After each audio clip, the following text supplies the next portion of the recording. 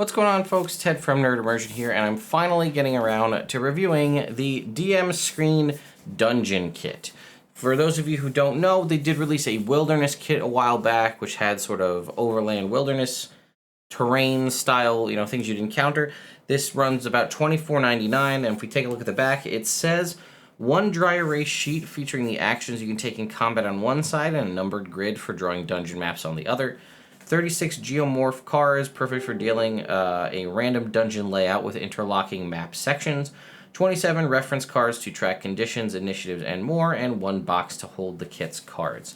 So it does kind of come in this like pocket folder here, and down on the bottom here it says using this kit, and it just gives you a little bit of information on everything that's in there, and then we can go ahead and take this out of this sort of little folder here.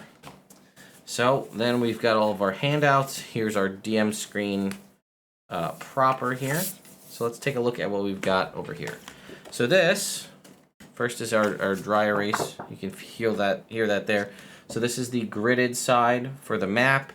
And then this has just the actions that you can take within combat. I guess you would give this to the players so that they could draw the map potentially, or I don't know if you would use it.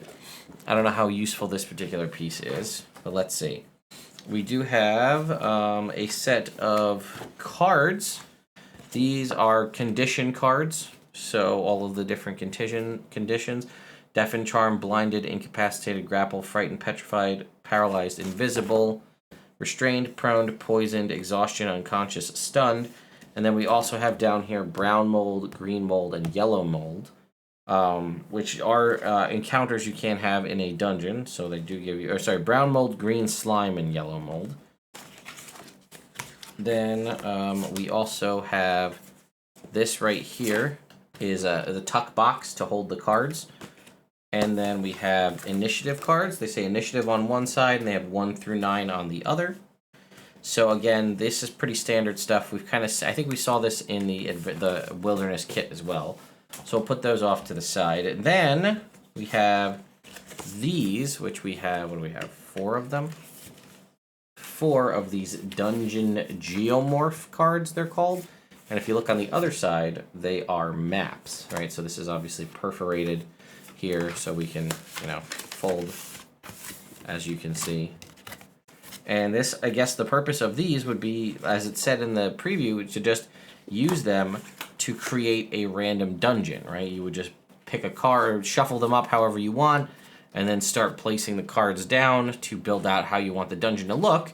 And then again, you've got, what is this? You've got 9 here, so 36 different cards for 36 different dungeons, or dungeon layouts. Obviously, you could just use, some of these are pretty sizable if you look at like an individual card here. That's like, we fold it down, right? Like, this here is 1 card. This could be its own dungeon by itself without any interconnections. So there's potentially quite a bit of space here and some unique ones. They do have like some areas with like stars and stuff in them, potentially for statues or points of interest, however you want to do that. This could be really good. Again, it's tiny once you kind of break all these out. If you leave them flat pack, they barely take up any room. But again, I think all of these will fit in that tuck box, and this could be a really good, quick go-to, whip it out to whenever you need to pull together a dungeon. And then lastly, we have the DM screen itself. We've seen this art before. We sort of have an adventuring party here fighting, looks like some hook horrors. We now know that this dragon is a moonstone dragon. We thought it might have been a statue because we thought this might have been like moss growing on it, but it's actually the kind of hair that grows on a moonstone dragon that we know of now that Fizban's Treasury of Dragons is out, or at least we've seen that. And then we've got sort of a Door of Durin kind of situation, and then a blue dragon over here looking what kind of almost looks like Rivendell. And then if we open it up, let's take a look at the inside of our screen. So our middle panel here and half of this panel is all just contained with conditions. Now over here on this first panel, let's see. We've got setting a DC. That's a standard one. But then we have monster motivation, which is a D20 roll. Things like finding sanctuary, avoiding danger, seeking wealth. Damage by level and severity. Here's a section on improvising damage, right? A D10 burned by coals, hit by a falling bookcase, pricked by a poison needle, all the way up to 24 D10, tumbling into a vortex of fire on the elemental plane of fire, being crushed in the jaws of a godlike creature or a moon-sized monster. So these are, I will point out that these are unique screens, because it does have some stuff we don't normally see. Like this is object armor class, right? Wood, bone, iron, steel, mithril, what kind of armor class that would be. Hit points for objects of different sizes. Skills and the associated abilities, that's pretty standard. Long jump, high jump, suffocating, concentration, exhaustion, that's pretty standard stuff.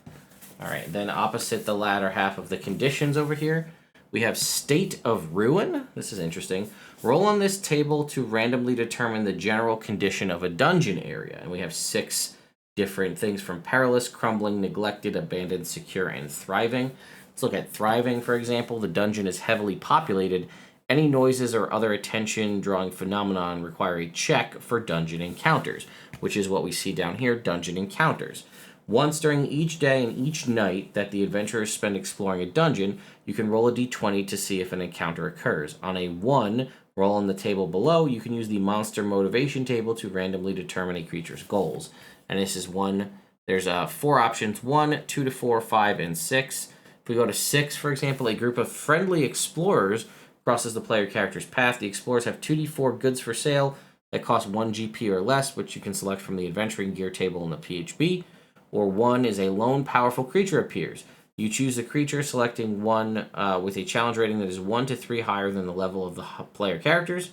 The higher level, than the level of the player characters. The creature lives in the dungeon or is passing through and is hostile towards the party only if they provoke it.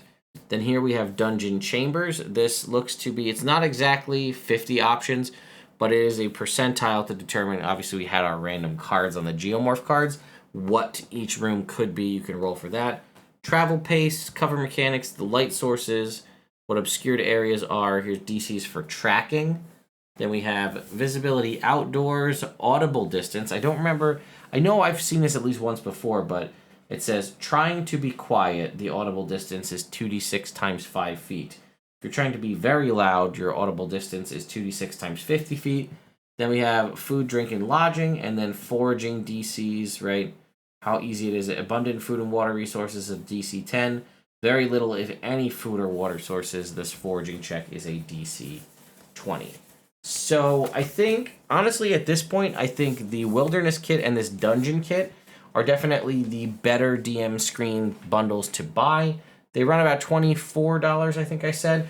But remember, you're not just getting the screen, you're getting the geomorph cards, the initiative cards, the condition cards, this Wet Erase dungeon grid map, which may or may not be useful with the actions on the other side. And ultimately, it's nice because, like I said, it all will go inside your little pocket folder here, and then you can have everything together. So if I was going to invest, if I knew specifically I was going to be running like dungeon style encounters, I absolutely would buy this screen. But I do think you could benefit from having both the Dungeon Master screen, Dungeon Kit, and Wilderness Kit. Having both of those on hand covers a large portion of the kind of adventuring you'll do in a D&D campaign, right? In a dungeon or in a forest. The only thing we don't have, which I would like to see in the future, would be something like a city kit, something that will cover when you're in town, that kind of a thing. And then I don't know if there should be any more aside from forest, dungeon, and town, but you guys let me know in the comments down below what other kind of dungeon kits or DM screen kits you'd like to see in the future, because I'm genuinely curious. Thank you all so much for watching. If you haven't taken a moment to subscribe to the channel, I would greatly appreciate it if you did so, and I will see you all next time.